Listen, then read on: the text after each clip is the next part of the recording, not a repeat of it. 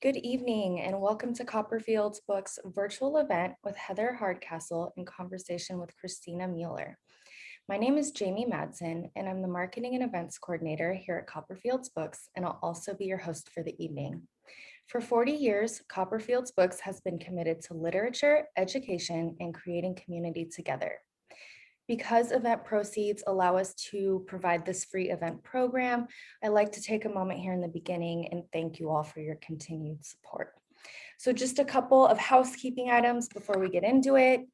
As always, we will be using the chat box to provide links to view upcoming Copperfield's events, details for purchasing tonight's title, and will also include my contact info for post-event follow-up. Additionally, the Q&A box will be your go-to with any questions or comments for the speaker. The format will feature between 30 to 40 minutes of in-conversation and will then be opened up to a live Q&A. If you look at the bottom of your Zoom screen, you'll see an icon that says Q&A. Please go ahead and submit your questions and comments here rather than replying to me in the chat box. So without further ado, I'm thrilled to introduce tonight's author, Heather Hardcastle.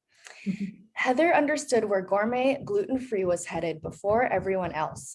In the early 2000s, diagnosed with gluten intolerance and passionate about food and cooking, Heather left her well-established career and enrolled at the Culinary Institute of America, determined to learn the nuances of great pastry and solid classical technique. Her dream was always to turn her passion and knowledge into a thriving business, creating delicious, high-quality, gluten-free baked goods. In 2013, she opened the first flour craft bakery. And in conversation with Heather tonight is Christina Mueller. Christina has been in food media for over 10 years and is currently the Dine editor with Marin Magazine. Her work has appeared in many print and online publications, including Sunset Magazine, Edible Communities, and Eater, among many others. So they are with us this evening to discuss Heather's first cookbook, the Flour Craft Bakery and Cafe Cookbook. I know we're all really excited to dive in, and I'm really excited to hand it over to you, Christina. Why don't you take it away for us? Hi, everybody. I can't see you, but if you haven't seen Heather's cookbook, here it is. Hopefully that translates to the online audience. It's a great photo shot. So Heather, the book hasn't been out very long. It's only been, 2 weeks or something? Yeah, just about a week. Yeah. A week. But not everyone who's on the line may know much about you and your story. Some of us may know a lot and have visited your cafes regularly. So can you talk a little bit about your backstory, what you were doing professionally before you decided to launch Flowercraft, and a little bit more about the transition to the bakery? Sure. So, hi, everyone. Thank you so much for coming. And I'm just thrilled to be here talking with you all about the cookbook. So, thank you. And yes, so I started Flowercraft in 2010. I had been diagnosed with gluten intolerance about year 2000. And in those days, there was just very, very few options for gluten-free, good quality gluten-free. So that really sent me on a personal and professional journey to learn how to make the best quality gluten-free pastries and breads that I could. And I had been a garden designer. My husband and I owned a landscape design and construction company here in the Bay Area for 15 years. And I became so passionate about cooking and baking that I left that career and went to culinary school, and always with the intention of doing something that related to my passion in gluten-free baking. So before COVID, you were just deep into baking. You didn't need a pandemic to convince you that you needed to be a baker. You started well before. Absolutely, I was way ahead of the deep dive into baking. Absolutely. Yeah. And your husband still works with you in the business, right? We do. We work together. Absolutely. This is, my name might be on that book, but this business and all of the projects that we do would not be possible without the both of us. It's a team story. Absolutely. So you take us to, so the first time I ever knew about your product or knew about you was through your granola. Uh-huh. And I want to say that you launched it at one of the farmers markets, but I can't say that for sure. That's true. Yes. Okay, so will you tell us a little bit about your granola and sort of how, from 2000 to 2010, like really granola is your story, right? It is, yeah. That's really how the whole thing started. It all started with the bag of maple pecan granola. So I had I had this recipe that I'd been making at home for years, and I would gift it and give it to friends and family, and people would say, just like I'm sure so many cooks and bakers, "Gosh, this is really great. You should sell this." Well, I guess I took that more seriously than some, and I thought, this might be a really great um, segue into doing baking and pastry professionally. So I started at the Santa Rosa Farmers Market in 2010 and soon moved to the San Rafael Civic Center Farmers Market. And that's really how we started. We worked graveyard shifts in a shared commercial kitchen a couple nights a week and making and packaging. And slowly through the following that I built around this granola, I started introducing a small handful of gluten-free pastries to my very loyal existing customers there. And things just grew from there. Do you remember what your first pastry was? Oh my goodness. Good question. Not really, but I have a feeling that it was probably a scone. I would expect, because the scone is in the cookbook. Yes, yes. There's a lot of my favorite recipes in there and some new ones as well, but the scones and so a few others, if those were not in the cookbook, boy, people would not be happy. So that's definitely going in there. Definitely some scones. Absolutely. So let's back up just a little bit again. How did you know that Marin, and I know you started in the Santa Rosa Farmers Market, but how did you know that Marin was the place to make your business happen? Was there a particular connection that you had to the community here, or? Well, I am definitely a believer in by the community for the community. So we have lived in Marin since I want to say 2002. So a long time, and this is our home, and this is always just where we wanted to create a business. Also, I feel like I know the Marin customer really well from living here for so long, and it just made sense. In many ways, I am my customer, Yeah. Yeah. I mean, I think there is something definitely behind that where, you're cooking for yourself. You Mhm. had launched a successful granola. You started with a scone and you just basically went from there Yeah, and built what you built. And we'll talk some more about some of the flavors that are sort of hallmark flourcraft yeah, flavors. But back in 2010, I'd say there was definitely a marketplace for gluten free. It was emerging still at that point. for sure. You opened San Anselmo in 2013. What is your perception of what was going on at that time? Were people really thinking about gluten free, or was it still more of a novelty where you had a couple of core customers who were like, yes, I have to have your product, but you had to educate the rest of us about, what Right. gluten free was about and what it meant? Right. Well, I think that it was definitely in the consciousness in this area for sure. Um, However, I think that people have probably had a lot of preconceptions about what that meant because there hadn't been a lot of good quality gluten-free in the market. There was certainly a handful of frozen products that anybody could buy at the supermarket.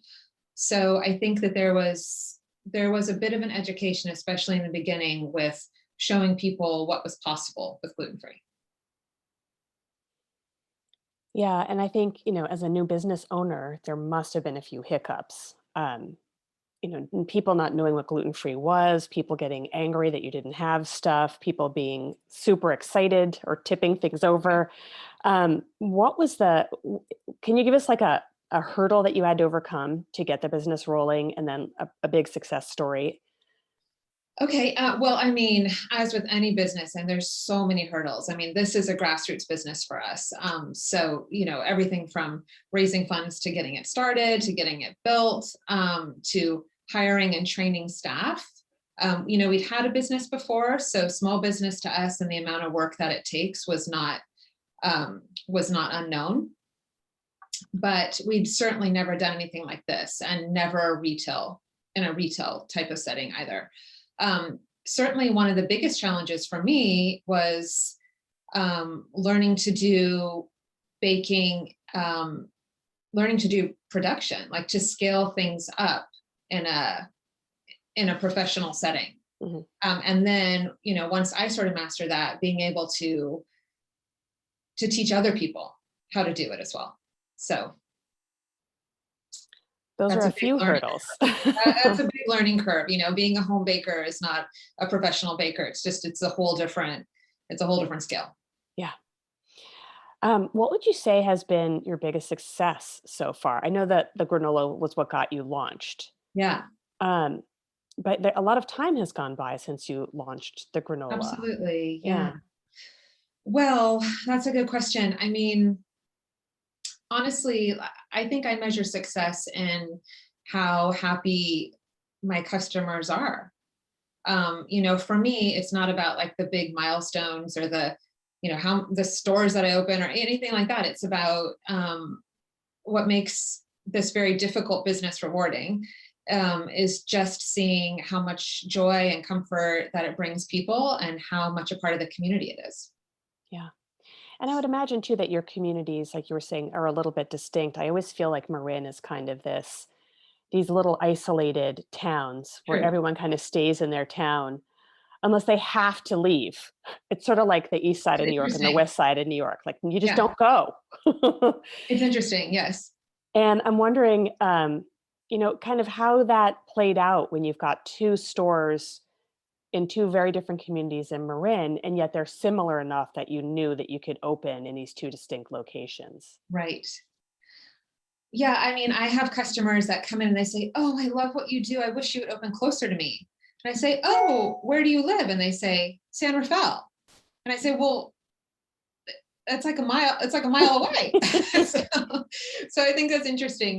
But the communities all really do have their own very distinct personalities. And I will say that our customers in each store are, in some ways, they're very much the same, and in some ways, they're very different. And it's also interesting to see the types of things that sell better in one place versus another. Yeah. What sells best in San Anselmo and what sells best in Mill Valley? I would say that our savory menu in Mill Valley is really popular, and I think some of that is due to the setting. Mhm. It's just such an inviting place to sit outside and At the have lumberyard. Yeah. have lunch or brunch.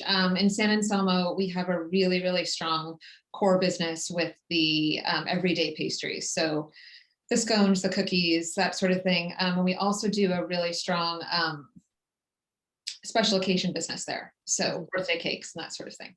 Yeah. Okay, so let's pivot a little bit to talk about the cookbook. And just in Right. case you joined late, this is the beautiful cookbook. Thank you. I just love that cover shot on the marble board. It's so expressive of baking.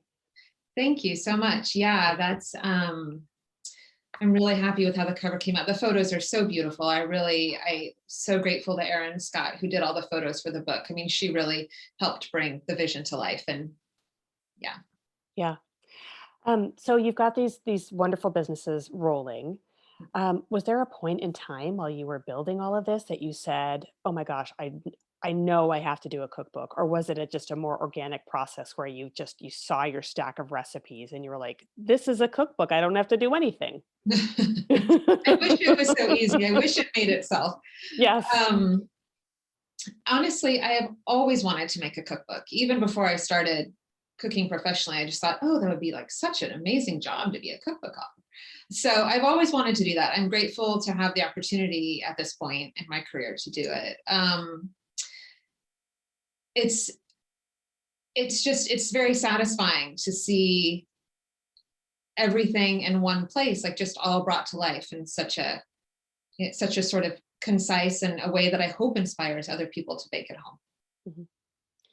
So was it sort of was just an organic process for you where you knew long ago that you always wanted to do a cookbook, and then here was this Yeah, amazing space that you had. And yeah, absolutely. I've always wanted to do it. I feel like after we opened our second store in 2018, and we kind of had that up and rolling, 2019 came along and I thought, I think now is the time. I think that store is kind of up and going and it's getting established. And I think that I have a little bit of space to consider a different project. Hmm. And I would imagine that the COVID shutdown either made you less available to work on your cookbook or 100% more available to work on your cookbook. Right. Well, it's interesting because it's a little bit of both. I mean, in some ways, there was COVID in our business was a lot of hustle. I mean, we never closed. So we just really, really scaled back, and which meant that a lot more was required of me personally and, on a day-to-day basis just to make the businesses work. And to constantly come up with creative ideas about, you know, how we're going to keep people employed, how we're going to feed our community, how we're going to, transition our kitchens to do charitable work.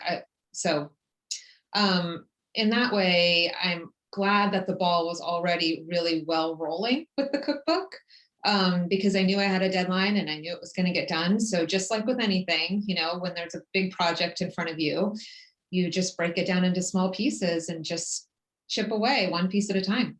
Yep, sort of like baking. It's sort of like baking, sort of like opening a business, all the things. Yep. Yes. So I would imagine that a number of people who are on the call are gluten-free, but haven't necessarily done a lot of baking because of your wonderful products. So when you talk to people about baking, as a baker and a business owner, um, are there certain common threads that you hear from people, either positives or negatives, about concerns or issues in the gluten-free community? Oh, here's my cat. So cute. um, what are you hearing? What did you hear? What did you know? That you had to communicate in the book about, how to be a gluten-free baker? What were the concerns that came to the front of your mind when you started to sit down and actually write the book? Right. Well, I think that people can feel intimidated by gluten-free baking. And I think that people can um, just feel overwhelmed by maybe having previous failures. So I really wanted to design the book to give people confidence I think that there's recipes in the book that are for very novice cooks, and there's more celebration type recipes that would be more suited to a more experienced cook. So I hope that there's something in there for everybody, but I really wanted to break it down in a way where people could have really good results regardless of the type of recipe they tackled. Right. Um, are there certain pitfalls that any gluten-free baker, if they're just getting started, can expect? Like, one of the things I know that I struggled with when I first started doing gluten-free baking was knowing when things were done. Yes. Well, honestly, I think that is a struggle for every baker, whether you're gluten-free or not. I mean, this is one of the things that bakers in my kitchen, when they start working for me, they'll take my recipe and they'll look at it and I'll say, well, this isn't done. And they'll say, well, it says here 35 minutes. And I'm like, well, no, it's until done. So I think that, and that's gonna vary depending on your oven, what else you have in the oven. Even at the bakery where our ovens are pretty precise, if the oven is loaded, every single rack loaded, it's going to bake differently than if it was the only thing in the oven. So, how to tell when things are done is not specific to gluten free. No, for sure. Unfortunately, that just comes with mileage and experience. Yeah. So I'm going to open up the book because I need to find the page reference, because in preparation for this interview, I made a couple of your recipes. You did. And I want to hear how they went. I know there was mostly success, right? Yes. Well, I do have to tell you that I had zero success with getting the sourdough starter started. I am not a bread baker. I have sort of pushed that off in my list of skills. I don't know why. I just think that, you only have a certain amount of time when you're working and what have you. And my kids always want cake. So we tend to make the cakey things. So the first thing I made was the chocolate celebration cake, and I have to find the page. I love that. And you did the vegan chocolate cake, correct? I did. And Yeah. I have to admit, I have a skewer, one of those skinny metal Yeah. skewers that's round on the top that you can use on the grill as well. And I poked it into the cake at whatever the time said, 35 minutes. And I was like, nope, there's still cake stuck to this skewer. It needs 5 more minutes. And then I just checked it every 5 minutes and it came out perfect. Great. So Yes, and for those people that are just getting started that don't feel confident about, just knowing when things are done, there are those skewers. You can buy yes, those. at any store. And it's the vegan chocolate olive oil layer cake with the vegan icing, which was a Yes. huge hit. I mean, Oh, one of the good. things my kids love about your cake and I love about your cake is your cakes come out incredibly moist. Thank you. Um, you know how to put enough icing on a cake to make sure that you get enough icing in each bite. You want a bit of icing in each bite. That's right. Yes. And, is there, when I was pouring the olive oil on that recipe, I said, oh my God, it's a cup of olive oil. In Oh, this recipe, it just felt like so much olive oil. But in balance, when you take the cake out of the oven, it really worked. I agree with that. Yeah, I think it gives it sort of a nice, like fruity, almost, yeah, just a nice kind of complement for the chocolate, which can be a little bit bitter. Yeah, and I wouldn't even go so far, like the play of flavors was really, it Yeah. felt like a gourmet cake Oh, that I good. had Yay. made, I love which it. felt really impressive. Um, so before we talk more about me and my experiences, I wanted to find out how you figured out which recipes belonged in the book. I know you talked about the scones, being a must, Right. but were there other recipes that you just said, "Gosh, my audience is going to just not. I'm not going to hear the end if I don't put in whatever the carrot cake." Oh, I would never hear the end of it if I didn't put in the orange polenta cake, for sure. So the scones are a must, absolutely. The orange polenta cake, for sure. Um, oh gosh, other recipes. I mean, I would say the lemon bars, maybe the lemon pound cake. Those are really popular. The lemon drizzle cake. Yeah, the lemon drizzle cake, Yeah, exactly. yeah. The cocoa nib and walnut coffee cake also. And that's a great recipe because it's sort of a fancy recipe, like it could have a place at any holiday table. Mhm. But once you see the recipe, it's very, I think it's very approachable and very easy for people, and your results are pretty impressive. Which is how you want every baking experience to be. Absolutely. So another recipe I made were these vegan tahini and halva brownies. Oh, yeah. And you can shortcut some of the steps in this buying. I bought date paste, for example, Oh, because um, grinding up the dates just right. felt like a bridge too far. So Excellent. I love that. yes. And it came out, it was a different kind of brownie, but Mhm. super successful, had that nutty halva quality to it, which made it quite different from sort of a standard brownie. Right. And that's something also that I really like about your baking is you've got some classic, I would call them American flavors, Right. but you also know how to bridge over into, building in some of the unique ingredients without making it scary. And Oh, that's something that I really liked about the tahini and halva brownie because I'd really never worked with those ingredients in baking before. And I was mhm. like, oh my God, it's going to be gluten-free too. How is this going to work? And it was again just really moist and really lovely and had, 6 different kinds of flavors going on. Yeah, excellent. I love that. And I mean, chocolate and sesame, I think, are often overlooked as a wonderful pairing, but they really, really are. And for people that don't know what halva is, it's a sesame candy, essentially. It has a very sort of flossy, I think flossy is a good word, flossy texture. And folded into that really fudgy brownie batter, it just gives this just little morsels of sweet sesame bits in every bite. That's a great recipe. Whether you're vegan or not, whether you're gluten-free or not, that's a winner. And the great thing about brownies too is that, which you shared with me, is that you baked yours a little bit longer because you felt that the tester didn't come out clean. I like my brownies really fudgy, so I will always err on the side of underbaked because I want that, like, chocolate. I love chocolate, so I want that really chocolatey, fudgy center if I'm going to have a brownie. But you bake them a little bit more, they're cakey. You bake them a little bit less, they're fudgy. So there's something there, depending on how you like them, just adjust the recipe accordingly. Yeah, and that's the beauty of baking too, is making it your own, which is what I Absolutely. did with your oatmeal raisin cookies, Yes. because that was the third successful recipe. Um, my youngest son said, "Mom, can you please put chocolate chips in these?" I And I love said, that. "Well, Good yourself. I would you do that have to press the cookie too. down as part of baking it." So I said, Mhm, "Well, let me press it down before it goes in the oven so that the chocolate chips don't completely smear mhm. as part of the cooking process." And it worked just fine.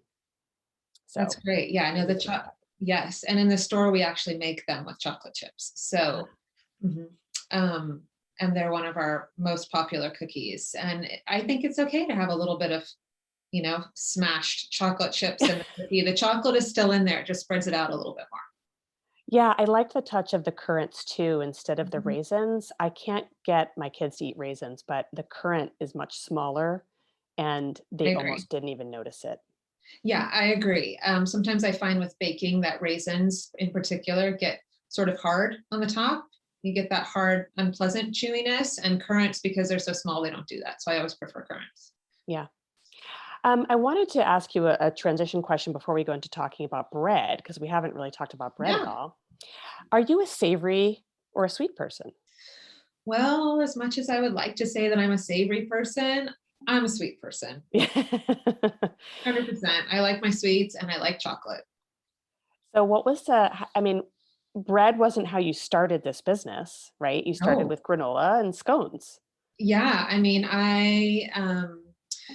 my training is in baking and pastry. I think some people are quite inclined to go the bread route, and some people are more inclined to go the pastry route. I'm definitely more interested in pastry. I mean, bread is very important, and it's an important part of our business, and it's something that I think for people that are gluten free they miss the most. So I see even extra value in making it as good as possible, Yeah. um, so that it can stand up to any bread out there.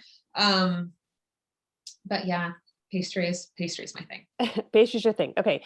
So let's talk about bread. You have quite a few different breads, but I think the one that is most surprising in your group is the brioche. Uh-huh. And well, at least for me, because I just don't expect gluten-free bread to have that kind of texture. Mhm. And if the audience has experienced Heather's brioche, it just has, I don't want to say it's identical to wheat flour because that's unfair. Heather's is better. Well, thank you. Thank you. I'll It take just has that. a lovely light texture that I just don't ever expect to get from gluten-free. Mhm. So I wanted to talk with you a little bit about your different kinds of breads and what strategies you bring to make your wheat-free baking, especially with bread, Mhm. successful. How do you make a light and airy loaf? Right. Well, one of the things that is very different about gluten-free baking in general, but specifically bread, is that you can really not overmix things. So if you read a traditional recipe and it says, add the flour and mix until just combined, because you wouldn't want to develop the gluten too much in a traditional recipe. Well, in gluten free, you want to mix the heck out of it. I mean, you want to mix it, and then once you think it's mixed, you want to mix it more, especially with bread, because you want to get as much aeration and as much lightness into the dough as you possibly can. Um, Also, I do use xanthan gum in my baking, but I try not to rely on it too heavily. I feel that you can taste it when it's really heavily in something. So I always try to go easy on that. So I do rely on things like eggs and egg whites. So several of my breads have the brioche in particular has whole eggs because it's an enriched dough. So it's has butter and eggs and milk and all the things. Um, but the everyday breads um, typically wouldn't have that, but they do often have egg whites. And so the sort of stretchy albumin in the egg whites can allow that same lightness. Right. I think flax can have that kind of character as well. Flax can do that too. Yeah. Absolutely. You can get that Chia. stretchy. Yeah, you can get that stretchiness. So, you're never going to get the type of elasticity that gluten would have, but you can mimic that in other ways. Can get pretty close. I would Mhm. also say, baking powder can um, it can have that same kind of tinny quality that I pretty agree. much xanthan gum can have. So I agree. finding the right balance there can be very important. Yep. Yeah. Is there a baking powder that you typically work with that, because you see now there's so much variation in Right. every product. There's 25 Right. different kinds. Right. Is there a kind that works better with the kind of baking that you do? Interesting. Baking powder. Well, I mean, obviously, I would only ever use a non-aluminum baking powder. I'm Mhm. surprised they still make that. That's still a thing. I usually just use like a Rumsford or something like that. One of the ones that's very easy to find. Okay, good to know. Yeah. So if you're a novice baker, Mhm. again, back to the novices, you're just getting started in gluten-free. What bread recipe would you steer people towards as a great way to get started? I would go for the focaccia. I would go for the focaccia because I think that it's a really approachable recipe. And I think that the results are super satisfying too. Mhm. Anyone in your family is going to love that. It's incredibly versatile. I mean, you can have it, you can chop it up into croutons. You can grind it into breadcrumbs to use for coating things. You can certainly serve it alongside a soup or salad or something like that. We at the bakeries slice it actually in half horizontally and toast it for sandwiches. So that's a great one. Right. Freezes really well. Is there a section of the book that you point people to and say, "Ooh, these recipes are easy enough for anyone to take on if you don't know much about gluten-free baking"? Right. Well, I mean, I would start with the things like the very first chapter of the book, the tea time loaves, which are essentially quick breads. Very approachable recipes. There's a lemon drizzle cake. There's a chocolate chip banana bread. Those are all great. I think very familiar, very approachable. Also, I think the lemon bars recipe, a lot of the bars and cookies too are great, but the lemon bars, I just actually made that at home recently. And while that might not be something that I eat every day at the stores, I was like, wow, these are delicious and they were so easy. So I would definitely suggest those. If you're a lemon person, those lemon bars are really good. All right. So in your many years now running the shops, Mhm. what what recipe did you just want to bring to the store or to the cookbook that you just couldn't make work? Or is there one? Oh gosh. Well, if I'm being perfectly honest, the nut that I have yet to crack, but I will. Croissants. That's the one. Well, that's laminated dough. That is Right. And we've pulling and stretching and pulling and well, stretching. well, lots of butter. So that's basically Ah, just a series of, folds and folding in butter and rolling and chilling and folding. And I've done really successful puff pastry. It wasn't sustainable in a production sense for us to do that because it's just a lot of time and hand rolling. But I've done puff pastry really successfully. Croissants, they have eluded me. So I'm on working the mountain to be climbed. on absolutely. Yes. Well, we always need some of those ahead of us. We definitely do. Your avocado toast. I mean, I don't even know what to say about it. I feel like you were, again, ahead of the curve with avocado toast. You were doing avocado toast before anyone was doing avocado toast. And you note in the cookbook that it has been a bestseller since day one. It has been a bestseller since we introduced it. Absolutely. So is it really about the cream cheese? You have that I think wonderful herb cream cheese on there. I think it's always about the cream cheese, just life in general. But um, I hope that our avocado toast is pretty simple, and I think that it's one of those magical cases of the sum is greater than the parts. So It's all the elements just working magical together. salt on top. I know you have a little spicy sprinkle that you put on there. Spicy sprinkles, avocado, cream cheese, Yeah. good salt, and then hopefully it really is about the bread too. Yeah. Well, and that's your country white, I want to say on that. The one that we serve it on at the stores is the high protein, which is actually Okay. a grain-free bread. Yeah. Yes, that is another big trend in baking, isn't it? The grain-free Right. movement. Um, I wanted to ask about the last section of your book as well. That one is Mhm. called Master Recipes. Yes. And, as someone who doesn't do a lot of bread baking, I wanted to find out what makes a master recipe and then what makes it a master recipe for a gluten-free audience. Um, how Sure. can you then the next question after that is, how can people apply what you tell us to their baking? Well, I mean, I think of the master recipes as really the foundational recipes. Those are the ones that can be adapted and used for many different things. So, like, there is a sweet and a savory tart dough. Certainly, the sweet tart dough could be for pumpkin pie. It could also be for a really lovely lemon curd tart. It could be for a ganache tart. The savory could be for quiche. It could be for a savory galette. It could be for a savory turnover. Um, those types of recipes. The scone, same thing. It's like there's a master sweet and a savory scone recipe. Those can certainly be adapted based on whatever it is that is your preference to mix in. So that was the thinking behind those. And are they like, can you apply, it sounds like based on what you just said, that you can apply those recipes to whatever other kind of baking you're doing. So the crust could be used for pumpkin pie, or it could be used for tart, or it could be used for a bar. Um, Absolutely. it's cross-functional. Absolutely. Yes. Yeah. Okay. Well, I've got a COVID question now. I'm Okay. wondering, during this COVID time, Yeah. um, even I tried to make sourdough I love it. unsuccessfully. Well, and I would not be put off. I mean, you would not be the first person to have an unsuccessful sourdough starter. They're finicky. They are extremely dependent on humidity, on temperature, where you live, how much light they get, how clean your jar was, how clean was the spoon that you stirred the jar with. They're incredibly different. Our sourdough starters from store to store within the county of Marin, which I assume we're using the same water, are completely different.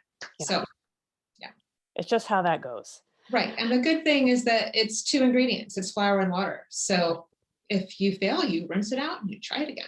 And you do it all over. That's right. So is there, one of the things that I always think about when I think about sourdough or starter of any kind, is this idea of the mother, right? Right. And I know there are bakeries who keep their mother top secretly. You can never have a piece of their mother, but you might have a friend who has a starter, and then you can pinch off a piece and get that going in your own home Absolutely. as kind of a shortcut. Mhm. Of course, you'll have the flavor from the mother, but once it spends some time in your home, it will become yours. For sure. And I'm sure there's a lot that goes into managing your starter, because then it's yours forever unless you kill it, which you never want to do. No. But can you talk a little bit maybe about how San Anselmo's starter has resulted in flavors in San Anselmo versus, what you might get in Mill Valley? Or, you live in, I think you're in San Rafael, like maybe what, Mm. north to south of the county, what the different experiences might be with a starter. Yeah, it's interesting because I feel that almost our San Anselmo starter has a slightly more pronounced sour flavor. And I don't know if that is due entirely to the humidity of the kitchen, the environment where we keep it. Because the thing about starter is that it's a living thing. It likes its routine, likes to be fed at the same time every day, likes to be in the same spot in the kitchen Good to to do know. its proofing. Yeah, I would say it's slightly more sour. I would say the one in Mill Valley is more active, which is interesting. But it has more of a mineral quality, I think, which the one in San Anselmo does not. They're both delicious. Yeah. And they produce similar textural results. It's just, me, because I'm, this is what I do. I can, I notice that there's differences between the two. Right. And it's part of what makes local food so local. Right. Exactly. Yeah. The yeast Exactly. in the air flavors your bread. That's right. It's wild yeast. Yep. It is wild yeast. Okay, this is my last question, then we'll open it up for Hey. questions from the audience. Your book arrives just in time for Mother's Day, Hmm. which most people associate with brunch.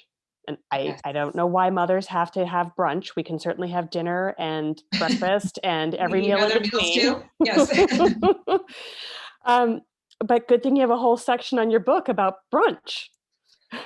I love brunch. Well, okay, so here's why I love brunch. A few reasons, but breakfast is my favorite meal of the day, 100%. And for me, brunch is just an excuse to have second breakfast. It's just an excuse to eat 2 breakfasts in one day. But I also love the idea that brunch is often like a special meal. It isn't something that you eat every day. So it's a bit of a special meal, and it usually is in relation to some sort of celebration or sharing with those you love, sharing with friends. So It's a lovely daytime meal as well. I agree. There's this implied idea that it can take as long as you want it to take, Exactly. Yeah. which is a lovely thing for most of Right. us, just to sit and just breathe in and have an experience with friends and family. Exactly. Now that we're allowed to do that again. Exactly. Which is what food is really all about. That's right. Okay, now I'm going to pivot to the questions from our audience. Great. And the first question we have is people want to know where they can buy your granola. I'm assuming that means Marin and Sonoma, but if you want to just give us an idea of some of the stores in the Yeah. area. Absolutely. Okay, so the granola is available certainly online through our website. We do like subscriptions and 3-month, 6-month, year-long subscriptions. We just ship it to you automatically. But if you're in the Marin, Sonoma, or general Northern California area, which I would say is like Monterey to Reno, like, Monterey North, all the Whole Foods markets have it. Here locally in Marin County, the local independents like the Woodlands and the Uniteds, they all have it as well. So it's out there. Lots. We're well stocked in the Bay Area. Buy Rights, Rainbows, all those stores in the city have it, and of course you sell it at your own stores as well. Absolutely. Yeah. Okay. Here's a very specific yeast-based dough question. Okay. Is it possible to convert yeast-based dough to gluten-free? Yeast-based dough to gluten-free. Well, I mean, I think that you can certainly I'm not sure what they mean by converting, like converting a recipe to gluten-free. Well, I think, yeast-based dough, I think the implication there might be, and anonymous, whoever wrote this question can type a follow-up if they like. But my guess is that it means wheat-based because your doughs also have some of the same ingredients as Exactly. wheat-based. Yeah. I mean, there's many recipes in the book which do use yeast. Yeah. And they use instant yeast or active dry yeast. Yeast is a gluten-free product. So it just needs to be adapted to a gluten-free recipe. And then certainly, we have cinnamon rolls in the book that are yeast-based, hot cross buns or any of the brioche recipes. Those certainly all are, and most of our breads. So I just wanted to show a picture. This is the country white bread as photographed by Erin Scott. Yes. Beautiful loaf, light and fluffy, get the air pockets in there. Yeah, it's a light and fluffy loaf. And that is just such a great staple recipe too. I think that's a crowd pleaser. That's if people say, oh, my child we just realized that they need to be gluten-free. Which bread would you suggest? Always the country white. That's the bread that all the kids like too. Yeah, I can see that. Yeah. It's the least nutty. Yes, absolutely. And the most versatile too, I would say, in a way. And here's a photo of the brioche. Delicious brioche. And that. And I mean, I think that might be a little bit misleading to say it's the most versatile. I mean, I would say that they all have their uses. The brioche also super versatile. I mean, that brioche makes delicious French toast. So yes, I concur. Other things. Okay, another question about baking with flours. There are many gluten-free flours out there now. Can you substitute these cup for cup with regular flour in recipes? And I'm going to just amend that question to say, Okay. you've got Bob's Red Mill, you have an actual product called Cup for Cup. Yeah. You've got King Arthur that Sure. has an all-purpose gluten-free flour. So I think that's what this question is getting after. Yeah. I will say on the whole, I am not a big fan of cup for cup conversions. I think for some things, they're more forgiving than other things. The way that I structure a recipe is, and I've have probably every gluten-free baking book out there, and I see all the time that it'll say, it'll have a list of baking mixes in the back, and then it will refer to that in the recipe. My approach to baking is a little bit different in that I really feel that each type of product has its own character. So the texture that you want in a scone is not the same that you're going to want in a banana bread. A cookie is not the same as a pie crust. So this whole idea of cup for cup, I think it works for some things. And I think that the things that it's best for would be like quick breads, your banana breads, your lemon drizzle cakes, those types of things, cookies and brownies. I think that you will have less success with breads, with pastry doughs, cakes, that sort of thing. Yeah, that makes a lot of sense. And then there's some heartier flours out there too, like chickpea flour that Right. it needs balancing to achieve that light, fluffy character, or fava I bean agree. flour. Yeah. Yeah, I agree. I don't, yeah, it really is about, for me, the blending of flours. And what you will see in the book is that I think if you have a handful of flours around, that you can do a lot with those. You can have a lot of versatility in the recipes that you make. But it really isn't just a one for one. If you really want to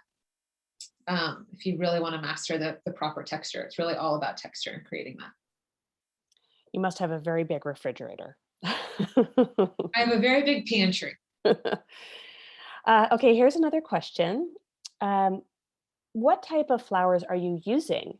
Which one do you use most often? And I think that's the sort of an attendant question to what we just had. So what would you say what is the most common flour for doing something like a crust versus a Right. flour that you would use in a cupcake or? Sure. I would say the flour we use the most in our kitchen is brown rice flour. Recently, I've been, my kind of typical blend was, for a very long time, was brown rice, millet, and tapioca, were sort of my three go-tos in various proportions.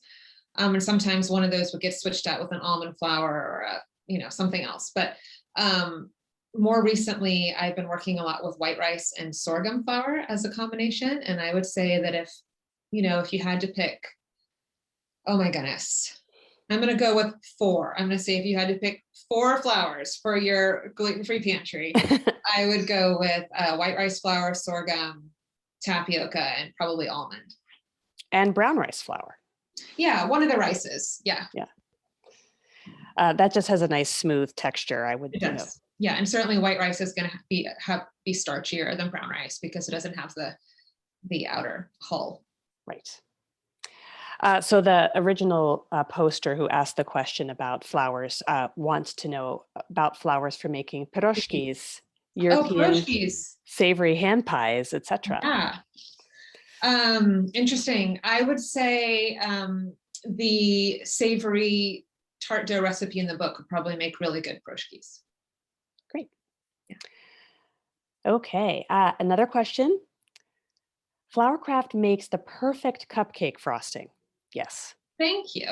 Sometimes my daughter will order a cupcake just for the frosting. What is the secret? Oh, it is all about the icing, right? I think when I eat a cupcake, I usually will take off the bottom and sandwich it on top of the icing and eat it like a sandwich because I want frosting in every bite. So for our icing, we make an Italian meringue buttercream. So that means that you heat sugar syrup to a certain temperature and you pour that into egg whites that are beating, and you make this very fluffy, essentially it's 7-minute icing, if anybody knows what that is, or boiled icing, and then you add a whole bunch of butter. Butter is the secret. Butter in that icing is the secret, yeah. Well, you have a vegan icing too, as we discussed earlier. Yeah. You can't use butter in vegan baking. No. So what is the secret for the fluffiness of your vegan icing?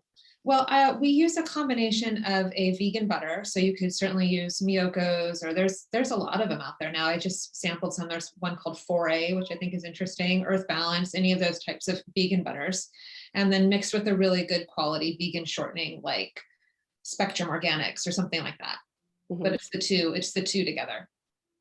I think Miyoko's actually just came out with a new butter just for baking. Great, yeah. Yeah, so we'll see. Yeah, I use Earth Balance in most of my baking. I right. just find the texture is really great. The texture is nice. Yeah, I agree. Anyone else have any questions? Feel free to post them. We have just a few minutes left. But Heather, I have a few other questions for you. Okay. So, there's a lot of flavor trends that kind of Mhm. come and go. Matcha was really big for a minute. Matcha was big, yeah. you know, I can't think of what else in the recent past has been really big, but that's one that sticks with me. There's been a lot of spicy things that have come and gone. There's Mhm. been what I would- else? So what do you have? Or do you have any specials that you put on the menu, or that new flavors that you're working with that you're excited to bring for our post-COVID soon Yes. world? Well, for me, I mean, it's always about creating. I mean, that's really what, you know, drives my passion for the business. It's about creating new recipes. So I am always bringing in new recipes. I think my team is like, a new recipe. We just learned that, we just learned the last set. We're changing seasons right now. So we're kind of moving out of citrus season and more towards berry season. So I think we're going to start to see more of those types of flavors. I'm always really inspired by Middle Eastern flavors. That's just something that really appeals to me. So that like the tahini halva situation, I think that's, I'm always looking for ways to integrate those types of things into the menu. I keep trying to introduce my customers to rose flavors because I really love pistachio and rose, or raspberry and rose. That's been a little bit of a challenge, but I'm gonna keep at it. What's the challenge with rose? I think people have a really strong opinion about rose flavor. I think that they think sachet, but I just think it's for an American palate. I just think that it's something that's unfamiliar.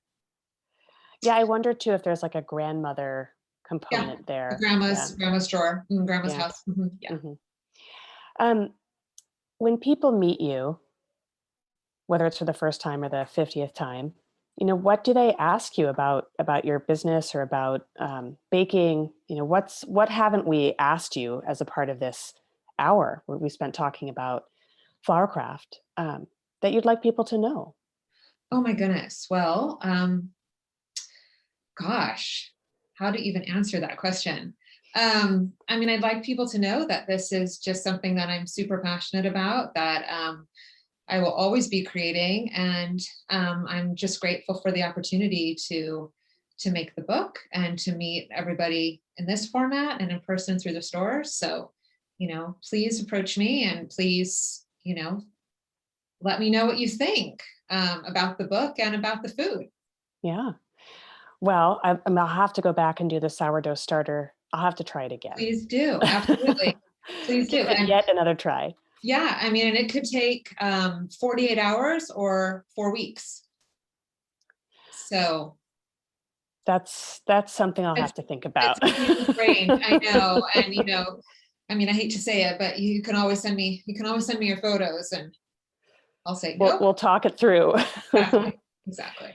Well, and you do birthday cakes too, which is Yes. something wonderful, which not everyone might know. Absolutely. Yeah, we do lots of birthday cakes. We do small weddings. We do all that. So Wonderful. All right. Well, now I'm going to hand it back to Jamie so she can bring us across the finish line. Thank you so much to both of you. That was really enjoyable to watch, and yay. Hungry. I hope you are hungry. It's almost dessert hour. So. I know we can hand out treats in the Zoom format. We will have to have you back as soon as we're clear to have people live events again, because that would be awesome. Oh, I would love that. Yeah, I want to thank both of you again. It has been such a lovely hour.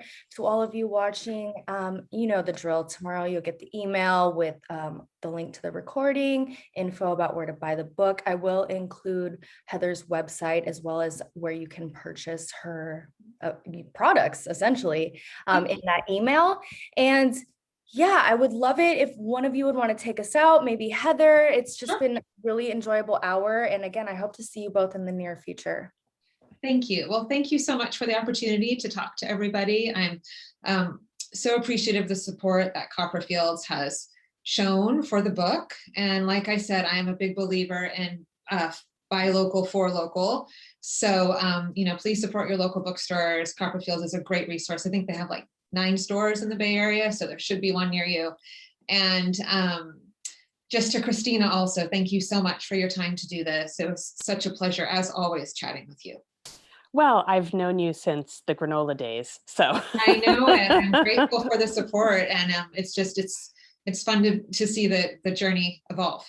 Yeah, no, it's wonderful being a part of your journey and, you know, not having to make all of my own gluten-free treats. Oh, I good. love having the Glad to cookbook and help. I love baking, but there's those times when you're just Absolutely. like, I need something and I need it in, well, usually you have a 3-day lead time, right? For the special, well, not for everything, but certainly for any kind of custom orders. Yeah. Yes. You know, and just to be able to stop in with my child too, who is gluten-free, and he can pick anything in the store. Oh, I love And that. just the joy on his face makes everything worth it. Oh, I love that. Thank you so much. Well, it's Yeah. an honor, so I appreciate it. Yeah. Um, I think that's all we have for tonight. Any last words? For me, well, yes, No, again, I'm just grateful for the opportunity to do this. And thank you everybody for coming and spending your hour here, and to Christina and to Jamie for hosting. great. Everyone have a great evening and thanks again. Thank you. Thank you.